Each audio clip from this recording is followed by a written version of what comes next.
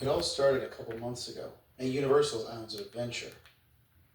I was there on a Saturday in early November with my girlfriend Rachel, who I had been dating for many years.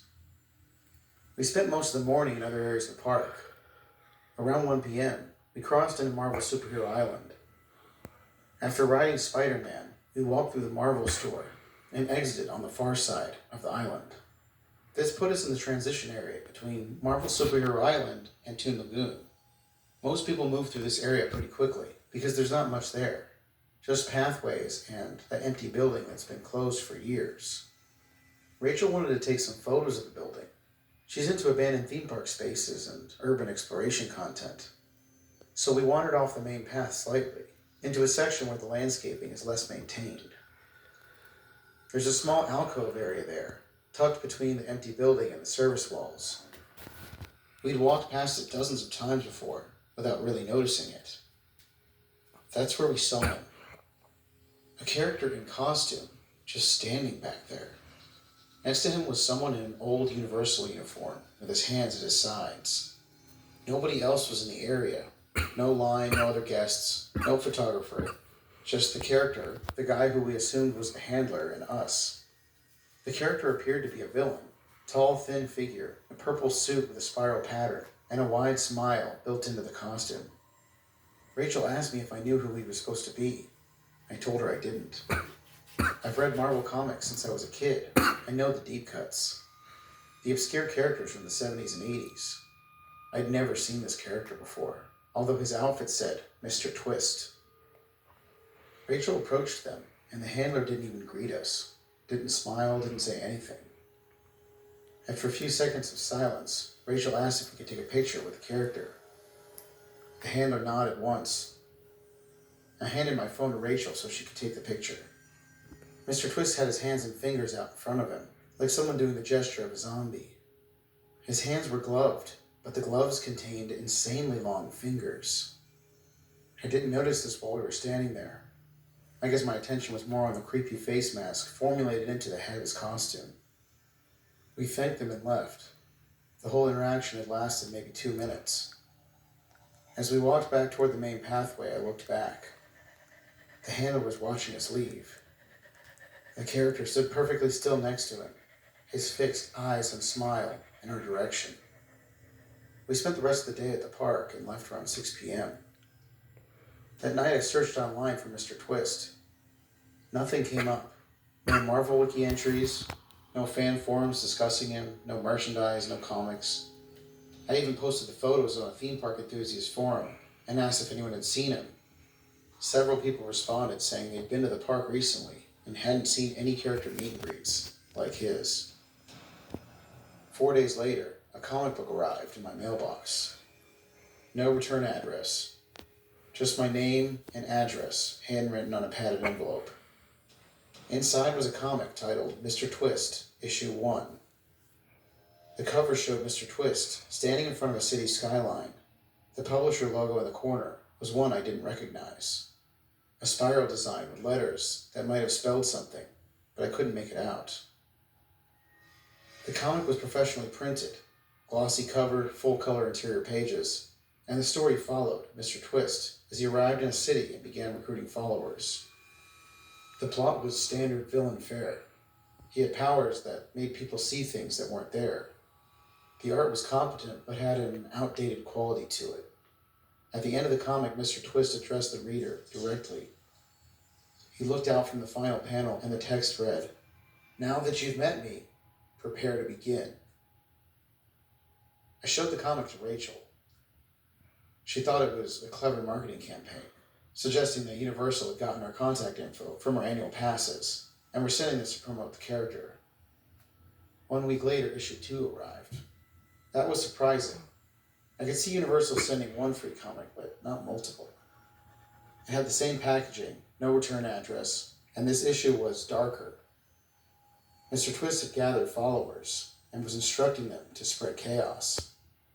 The methods were vague, broad suggestions about disrupting order and creating confusion.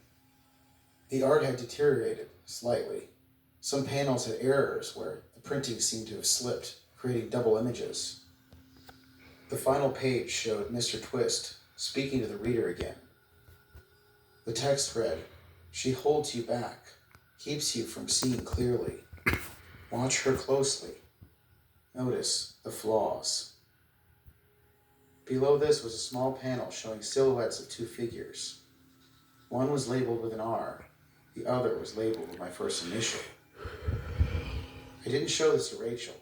I put it in a drawer and tried to ignore it. But I found myself thinking about the text, not because I believed it, but because it was so specifically targeted. The comic knew I had a girlfriend whose name started with an R, and even brought up some of the conflicts we would have.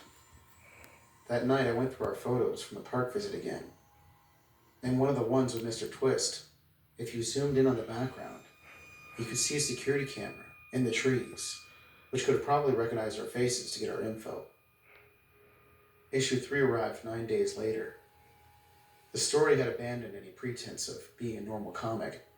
Mr. Twist no longer appeared in most panels. Instead, the pages showed scenes of ordinary people in ordinary situations. But in each scene, small details were highlighted. A forced smile, a dismissive gesture. The captions analyzed these details, pointing out evidence of hidden resentment and false affection. The final pages featured Mr. Twist again. He stood in the darkness, and the text read, "They pretend to care, pretend to understand, but you see the truth now. You can see the performance." The last panel showed a close-up of his hands with his extremely long fingers pointed towards the reader. I tried to find out where the comics were coming from, so I contacted the post office. They confirmed the packages were being delivered through standard mail, but had no information about the sender. I searched for the publisher logo. Nothing. I started randomly looking for information about Universal's design team throughout the years, finding some credits for people that worked on Marvel Superhero Island. Most of the writers and designers had moved on to other projects or companies, but one name appeared in several old documents claiming to have submitted concepts that had been rejected by Marvel for being too dark or too violent. I found one interview from 2001 in a theme park design magazine. The designer discussed his philosophy about creating characters that could exist and the gaps between established properties. Characters that felt familiar but weren't tied to any specific franchise. He said parks needed original villains that guests could meet without the constraints of canon. He had left Universal shortly after his interview. No explanation given. This had to be related. When I went to see Rachel later that night, she could tell I was distracted. She asked if something was bothering me. I considered telling her about the comics, but the content of the last issue had made me paranoid. I started noticing things about her. The way she checked her phone during conversations. The way she sometimes seemed impatient when I talked about my interests. Small things that had never bothered me before. I knew this was the intended effect of the comic. I knew I was being manipulated. But knowing this didn't stop the thoughts. Issue 4, 12 days after issue 3. The comic was barely recognizable as a comic anymore.